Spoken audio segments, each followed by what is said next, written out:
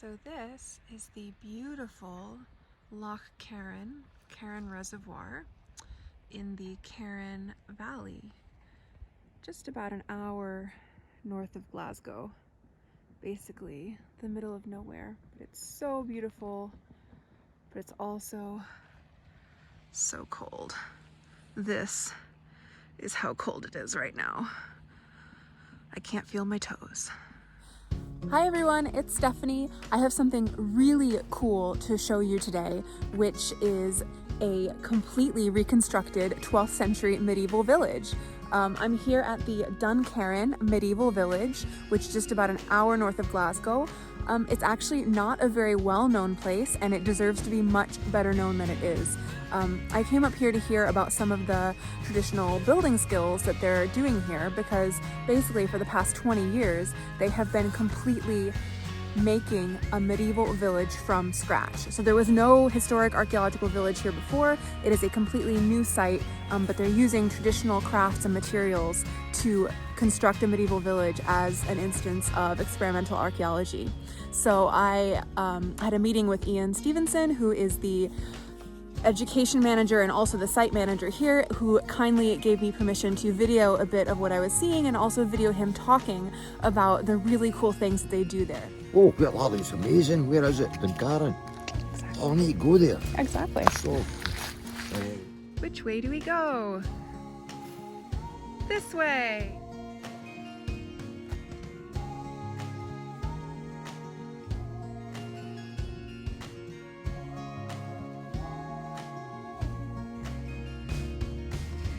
So, this is the walk up to the village. Like I said, it's in the absolute middle of nowhere. It's actually freezing cold this morning, but it's also really beautiful. So I couldn't think of a better morning to come to a medieval village than this. I mean, you can see the sun's over there, but it's like everything's frosty white. Just like look at the blue sky and the hills. So here we go, up to what Iain calls the murder hole.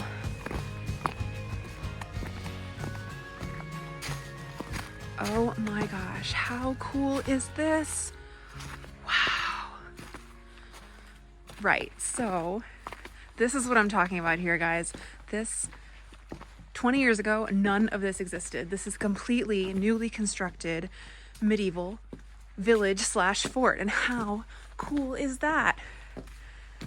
So, and then why Iain called it the murder hole as well is because it sort of pins you into this little hole. And then here up above, you've obviously got people defending up there in case you're not wanted, and these big sturdy gates as well. So already, even though it's sort of deserted, it's just a weekday, there's nobody here, no reenactors, but the atmosphere here is just so incredible.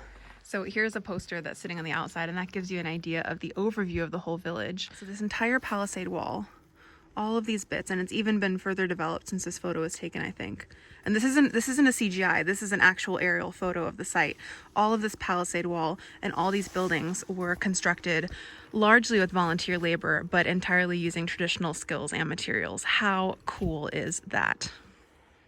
We've got an incredible atmosphere here, and let's hear from Iain about some of the traditional buildings that they've got on site and also some of the cool connections with like actors. if you look at the way this roof is built, in a traditional round house, you would normally have a centre post.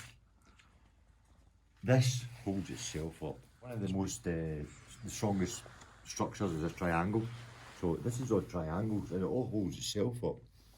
And it's an amazing piece of work. But this is the sort of stuff that we do.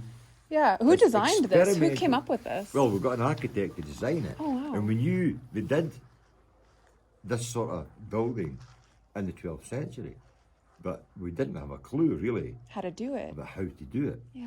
So it was experimental archaeology, and we do a lot of that here. We have got to find out ourselves, how did they do that? What materials did they use? What was the techniques involved? We came up with this. It worked eventually. It was a headache, not just like mentally trying to figure it out, but actually when we took the centre post back down, it was, you know, sometimes, Did it take a few tries? yeah, it took a few tries. It's really something. I've never Yeah. seen a roof like this. Yeah. That is just, it's beautiful. It's called a reciprocal roof. So, as I say, most of these buildings are all traditional. This lean-to here, it's a turf roof. It's a traditional turf roof. It sure Now, is. what we use that for is when we have events, we invite craftspeople up to sell their wares. If you think back, this is supposed to be 12th century, but if you think back in history, they were using palisades way back in Pictish times, and then again in Roman times, right through the Saxon era, and right up to the Vikings used palisades. Medieval Scottish villages like this used palisades, and right up to the Jacobite Rebellion. Palisades were a sort of quick way in those days of getting fortification and protection. So when you think maybe this village would comprise of maybe 200 people, and they would pick this spot, and instead of taking 17 years, which is taking us, they would knock this up in a matter of a couple of months. How did you build it? Well, that's traditional. We dug a 1.5 metre trench right round about, and then we put the posts in and backfilled it. So that was all man-handled. It takes about 6 guys to put one of these posts in. Wow. If you go up to Bannockburn and see the war game they've got there. the big room that you stand in, Yeah. well, see all the technology for that. The likes of Charlie and all that went up and dressed up in leotards with all the wee electronic things on and did all the moves. Oh my God, for the Battle of For the Bannockburn? Battle of Bannockburn. Wow. So they did all the moves. I would love to see Charlie in a leotard like that. The container behind that is full of weapons. Everything from spears to swords to daggers. I think if the apocalypse comes, I know where I'm coming. Yes, yes, do. But the majority of them now have came off movie sets. They were gifted them. And the third one, which is probably the most important one, is full of costumes. So the costumes are a big resource for you, aren't they? Yes, but not only do we get given these things after a production's finished, some of the production companies will actually get in touch with us and say, right, we're doing a Viking series. What have you got? Now we have a show and tell book that we can actually hand to a production company or email it through. Now this is the longhouse. Oh wow. This, I'm not going to open it up because it's an absolute mess. That's okay. But so you clad it yourself with the volunteers? Yes. Because of the way, you know, see the pegs here? See the pegs? That's traditional crux frame build. You can see it better in these small houses when you go in. But once the structure is up, the non-structural part can be done with us. We did all the cladding, we put all the roof on, so we finished it off with these rough boards. So these are the two sort of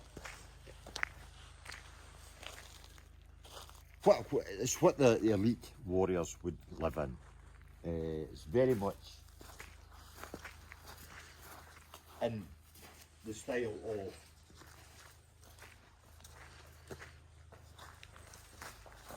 These crux are beautiful. yes. Wow. I mean, again, we've got the back and the front to board in, we've got a door to put on, we've got the inside to fix. At the moment, it's like a sort of makeshift kitchen. Come on, the guys have been here 24 years. You've got to have a passion for it. The unfortunate thing is, as you say, there is not a career path. Unless you get like Charlie, who's very much in demand. But there's nothing impossible. You know, we can do it. And if you need any proof, if anybody needs any proof of that, just look at this place. Right, this is Rosie. This is the battering ram that was used in Robin Hood. And she works perfectly well. She looks a bit raggy, but she works perfectly well. Now, she's 3 tons.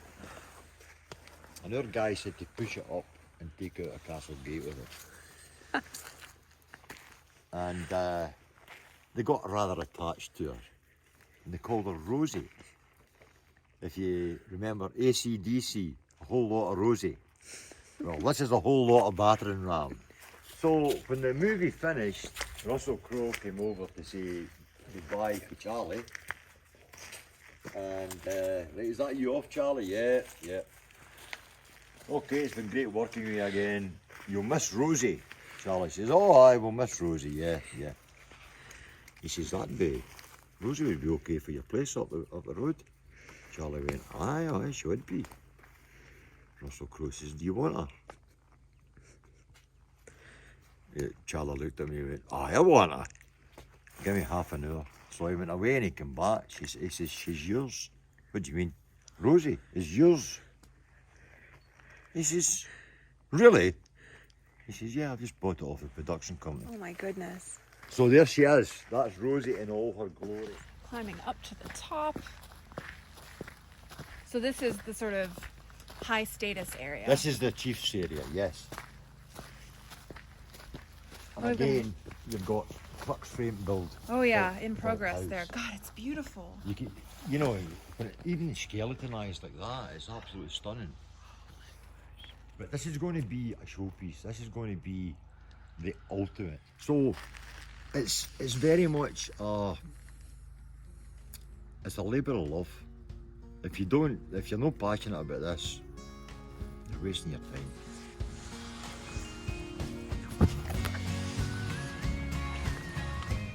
Doc loves it.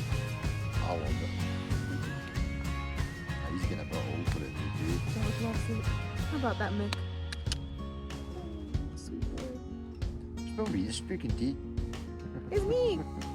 It's me!